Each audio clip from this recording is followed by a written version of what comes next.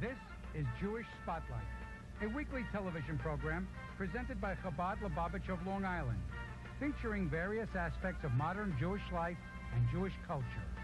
Now, here is your host, Rabbi Tuvia Teldin. Shalom and welcome. Tonight we're going to talk about a little of an interesting topic that has to do with something that everybody asks questions about. Meaning in life, what's happening in the world, why are things happening to me the way they're happening, and what direction is the world taking in general. You know, we live in a society today where a lot of people are talking about God, people are talking about spirituality. Some people are actually searching to find meaning in their life and trying to figure out what it's all about. And when it comes down to it, there are many ways of pursuing that search. A person can go off and study in some yeshiva or some other place of study in order to be able to delve into the sources. Or there are other ways perhaps to internalize God and this whole spirituality phenomenon on a very personal level, just as far as integrated into our own lives. And this is something I want to talk about tonight. And the point that I want to deal with tonight is called Hashgacha Pratis in Hebrew. Hashgacha Pratis means divine providence. To feel that there's reason and meaning behind everything that happens to us in our lives. That's not just chance coincidences, not just mistakes that might be happening or things that might be occurring that we become a victim of, but that there's real meaning behind each and every event that occurs to us in this life. And for this topic, I was thinking, who could I ask to join me to discuss this particular topic? And I thought, no better than my own close spiritual advisor and challenger and friend, my wife. So we're going to have a very interesting discussion because Chaya and I, of course, live very much of our lives according to the belief in Hashgacha Pratis. And I want to talk about ways that we can, up to this point, and even ways perhaps in the future, and share with you ways to really try to integrate that belief in there being meaning behind everything in our lives on a daily basis. So without further ado, I want to, of course, introduce again my wife. For those of you who have not met her, she's one of my favorite guests on the Jewish Spotlight, and we're happy to have her on again tonight. Chaya, welcome back on. It's always a pleasure. Good. So let's get to the topic here, where there's a lot of meat to discuss, and I really want to jump into this. People live their lives. Some people go through the whole life feeling, of course, that one coincidence, one mistake, one accident, one mishap happens after the other. But of course, the Jewish perspective on this, especially the way the Hasidic Rebbes and Jewish mysticism sheds light on it, takes a very completely different view of it. Maybe you can just start off by giving our audience a little bit of an overview of how we experience Hashgacha Pratis, how we refer to Hashgacha Pratis, divine providence, on a day-to-day basis. Well, that's a bit much on one foot, I think, but the basic concept is that God is involved in every action, every process, every experience in our lives. Some people view creation as if God took a ball and set it in motion, but is totally separated and not involved in it. But our view is that God is intimately involved in every detail of our lives, that nothing happens, there's nothing superfluous in our lives. Right. As the Baal Shem Tov taught, that even a leaf doesn't turn over without God's intent there. Not only God's intent, but of course that there's a purpose behind the falling of that leaf in that time, in that direction, that is connected to the completion of the purpose of the whole universe, which is a tremendously powerful statement if a person really thinks about it. You know what I've noticed? God is not obligated, and I think that's very important to remember, God is not obligated to always show us the flip side of the coin. Right. Sometimes when we miss a flight or when something seemingly negative happens to us, and then we say, wow, now I understand the process. If that would have happened, then, kind of like the domino effect. But God is not always obligated to let us peer behind the curtain, so to speak. He can do what he wants because I think that's one of the definitions of God. Right. This would be one of the explanations for why bad things happen to good people, without going into the topic in great detail, because that's not the main thing we're talking about now. Can God do bad, though? Well, anything that comes from God we believe is good. Now the question is, what does it mean that it's good? For us, it can be painful, sometimes it can be grievous or mourning. It could be something that causes a tremendous amount of discomfort or loss. However, from God's perspective, we say that everything has a good reason. Just to give an example, I mentioned to you a few weeks ago that one of the students in one of my classes mentioned to me a story that was incredible, how her husband had unfortunately passed away at a relatively young age because he'd been in the hospital, had some surgery, minor surgery, but had gotten some type of infection, and within 3 months he had passed away. Of course, there was a tremendous amount of anger against God for something like this happening. How could you take my husband at such a young age, especially with such a type of incident? Right. Until the autopsy came back a couple of months later. Of course, in Jewish practice, we don't usually have an autopsy. For some reason, here they did have, but it came back and it showed that he had the beginning stages of liver cancer, which of course is a very irreversible, painful and long stretched out type of death. And then all of a sudden the perspective changed. Now, just like you said, sometimes we don't see the other side of the coin, but we believe that there is a meaning behind everything that comes, because if it comes from God, we believe that God is a God of goodness and a God of love and a God of kindness. But you know, some people have this concept of God that he is so big and so much bigger. Why would he care about what happens, certainly to a singular individual, you know, for sure a leaf?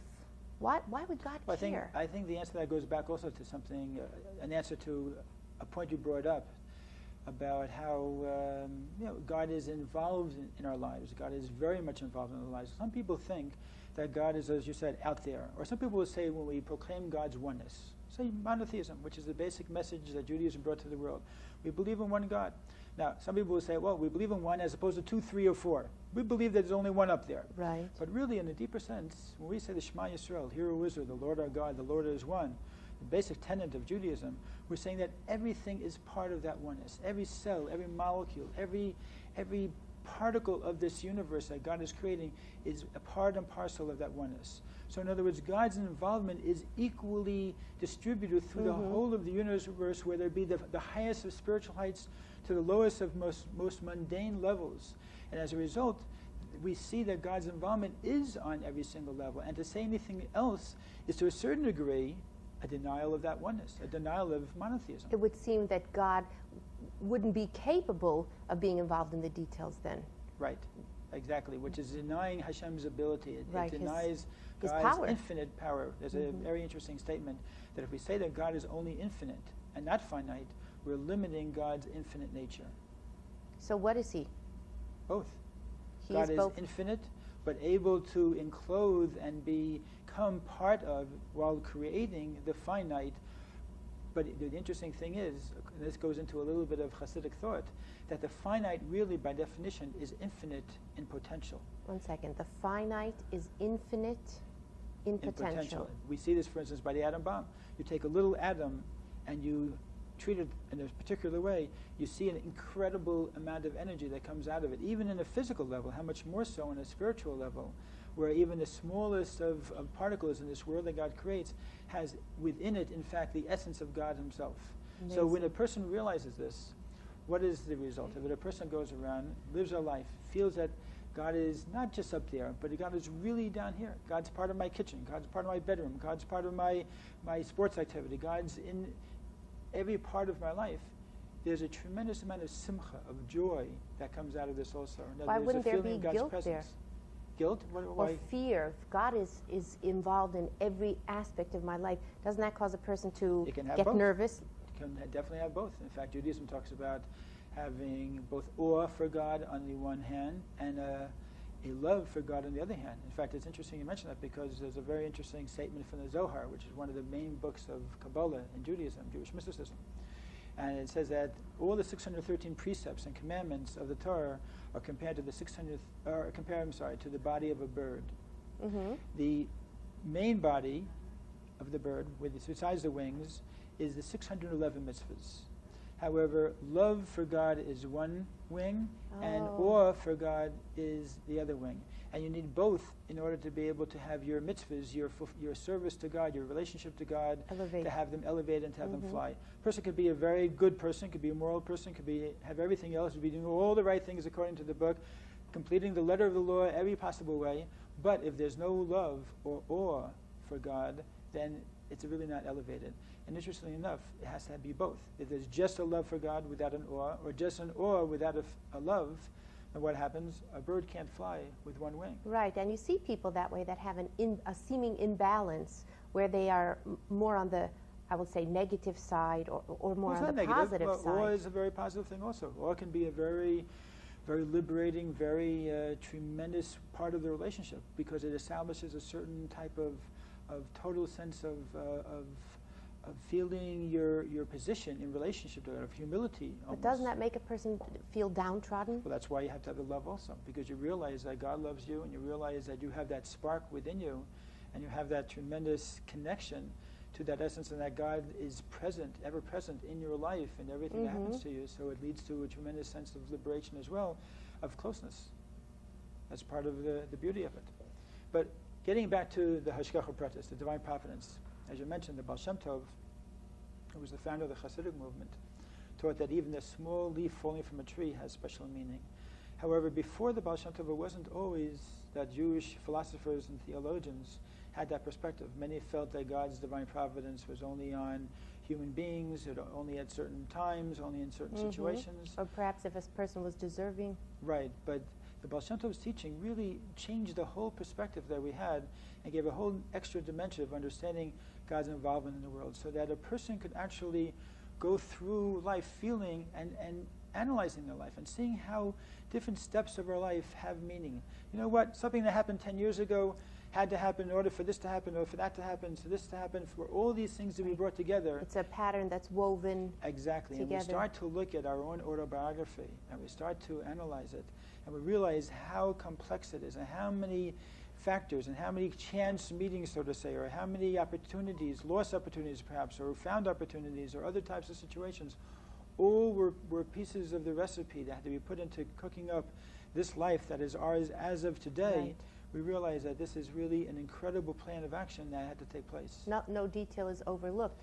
And that would mean who our parents were, who their parents were, not only physically in terms of genetic makeup, but that would impact on our spiritual genetics as Definitely. well. We are a direct result of who our parents were, who their parents were, etc. So Right. this is all an amazing In fact, our sages teach tapestry. that God waits to place the soul of an individual specifically into the family, the situation, the socioeconomic status, all the circumstances of life, to be fit and proper for this soul to be able to fulfill its purpose. So that there's no mistake why Right. we happen to be born in this body, with these parents, as you say, with these circumstances. That's all part of the package that we inherit, that we have to live through during the course of our life. So let me ask you something. If nothing is random, certainly on an individual level, how about globally? I don't want to limit it just to politics, but even the weather, is there, all of that is part of God's master plan? There's a pattern to everything? There's God's master plan, we believe, comes into everything. Even when, God forbid, there are terrible calamities in nature. These are all parts of something, how it happens, why it happens, how God can possibly have a reason for some of these things that are terrible things from our perspective, things that bring terrible loss and pain and suffering. We can't understand why that is part of a master plan, but that we believe that it is part of a master plan, yes. But then, of course, the question comes up also, where does free choice come in? Right. If God has orchestrated everything, how do I fulfill my individual purpose, or how do I exert or exhibit my own free choice? So, would you like to answer that question? I think that perhaps as God sets up the circumstances, but within that framework, I have to act as an individual. I have to rise to the occasion, so to speak. I don't have a chance to choose the set of circumstances, but given my scenario, the script was written, the scenery was painted, the other characters are all on stage, but how I act out my role, what I bring to that scene, I think that's where my free choice is. Sure. In terms of, number one, the attitude, and also choices that you have during the course of that journey, going through all those circumstances, choices of right and wrong, choices of how to handle a situation, how to deal with your fellow The human moral beings, issues. all the moral issues. In fact, it's interesting. The Torah says in Deuteronomy that that we have a free choice, and God wants us to choose between good and evil, between life and death. Meaning that our free choice is specifically not necessarily in whether or not I'm going to like this apple pie or that blueberry pie, because the fact is that's already programmed into my genetics, whether I like one or the other. Right, they're both fattening, so skip it. But Yes. let's say if I was on a diet, and somehow one of these was somewhat dietetic, and even though I like the other, I chose this one because it was dietetic, and I know that I have see. the, So was the that responsibility to take care of my physical body, even if it's against my nature to take that one, because I like the other one better. But if I do that, that's Was even that free something, choice? even something as simple as that is considered to be free choice, because we're doing something not necessarily according to our Nature. programming, our nature, our inclinations. We're doing something because it's the right thing to do, because it's something that in God's plan or in our own knowledge of ethics and morals, depending on who we are and where we're coming from, we know this is the right thing to do. Not the comfortable thing to do necessarily, but the right thing to do. I once heard somebody give a good explanation of the expression, it's lonely at the top. So they said it's lonely at the top because sometimes when you look around, everybody is groveling on the bottom, and you've been left standing there because you've chosen the high road. You've chosen to pursue a moral path, and you look around and nobody else is there. So yes, sometimes it is lonely at the top because everybody's checked out. Okay. But there's another interesting thing you just reminded me of also.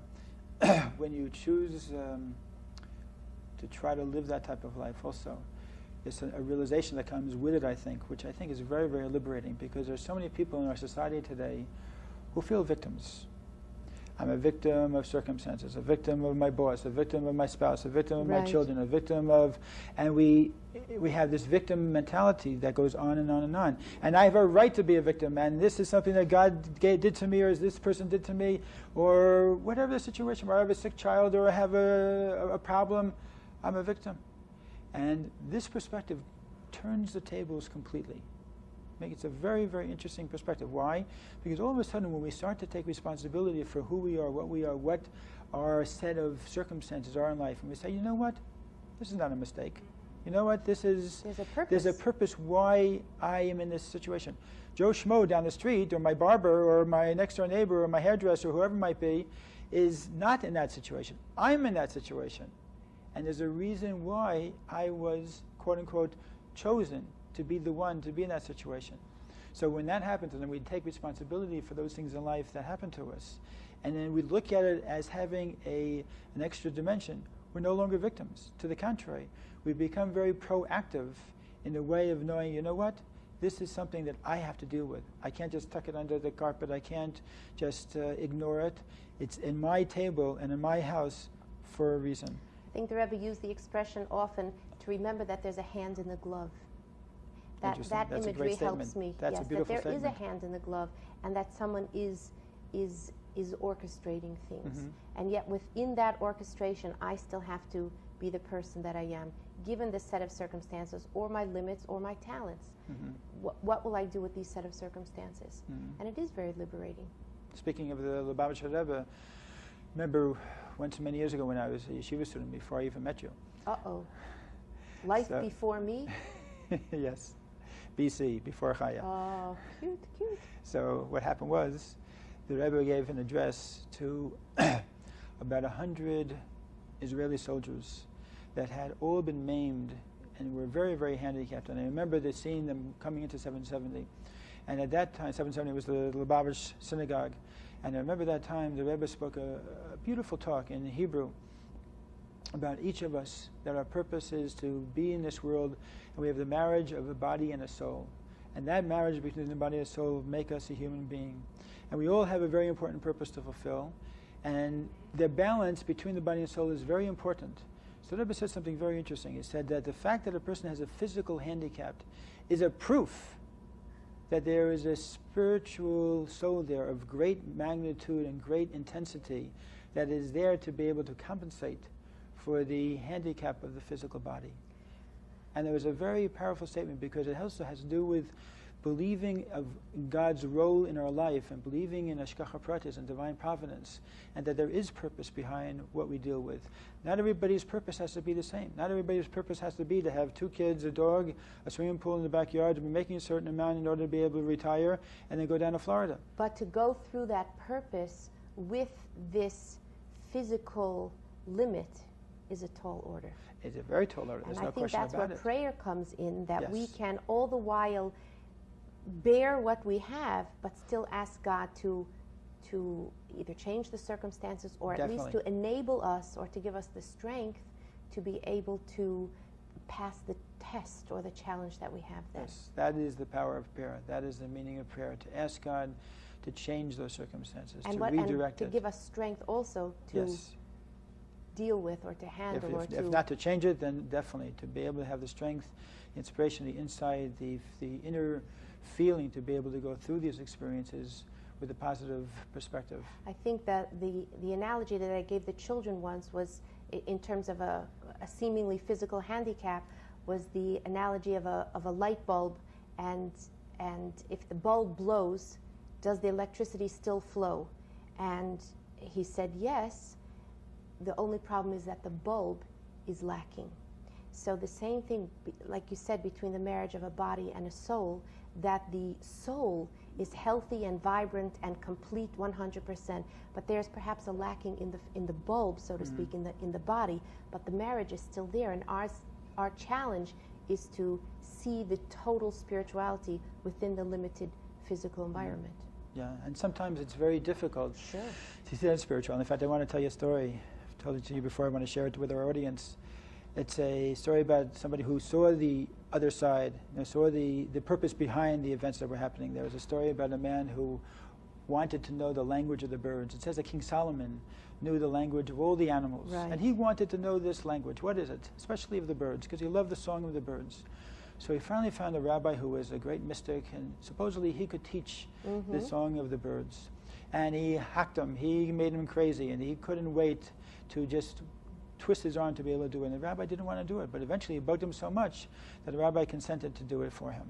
So after he learned this song and what the birds were singing, what it meant, he then was walking by the path.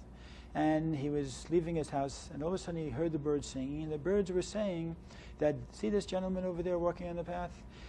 There are thieves breaking into his house right now, and they're going to, of course, rob him.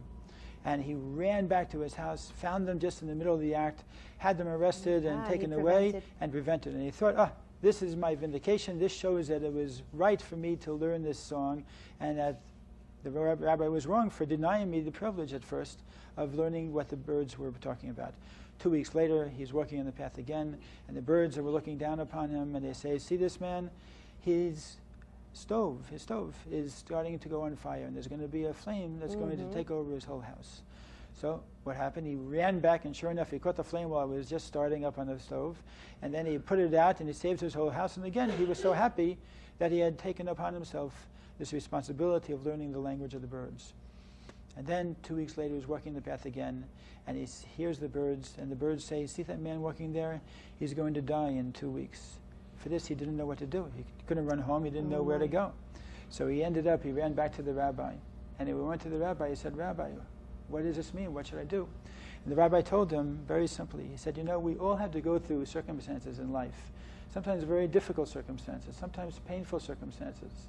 And there's a purpose for it, and there's a reason for it. And God has a purpose why this particular soul and body, the combination of the two, had to go through certain experiences. But you, having learned the language of the birds, have taken away God's ability, so to say, to spring upon you or to give you any of the circumstances of life that you're meant to go through, that your soul and your body need to experience in life to fulfill the purpose for your life. As a result, there's no more need for your body and your soul to be in this world. And that was his answer. It was a very powerful story, very interesting.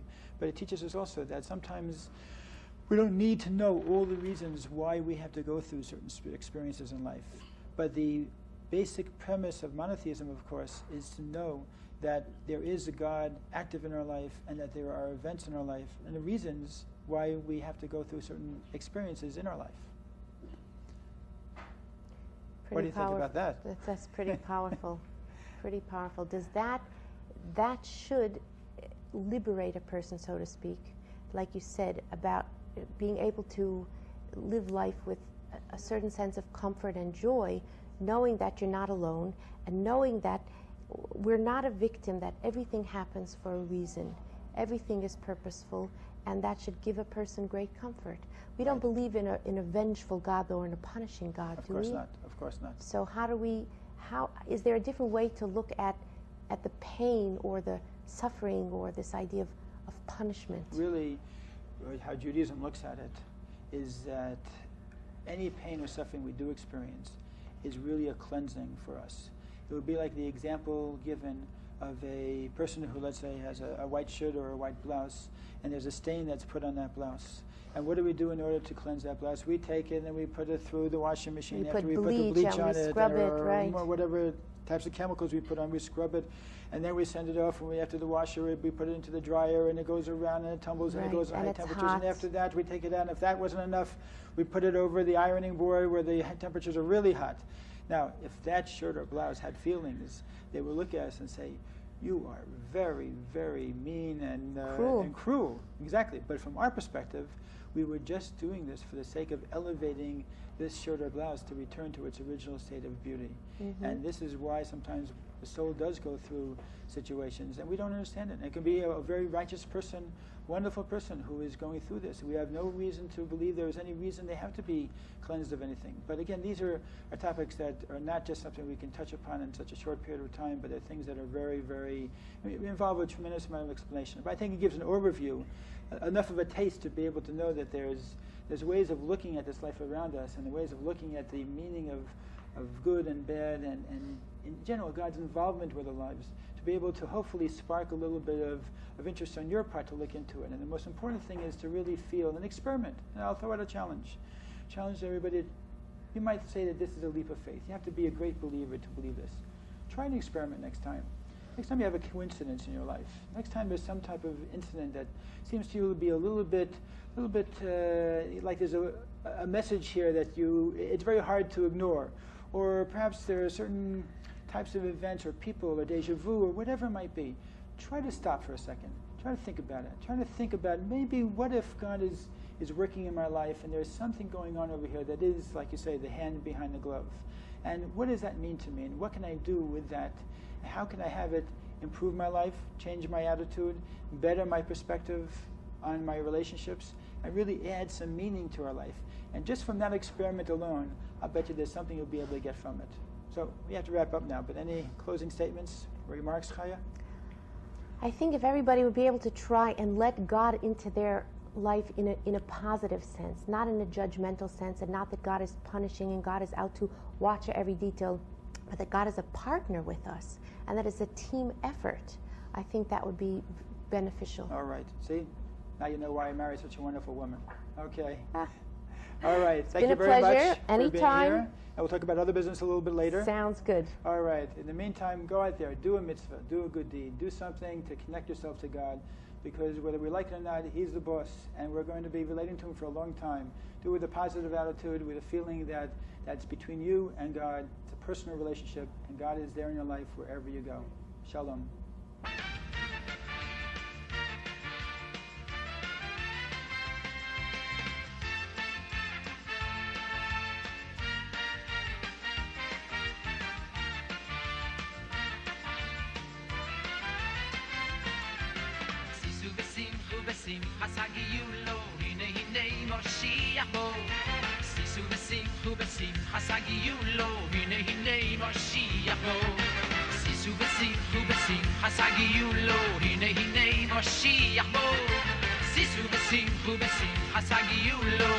Hine Moshiach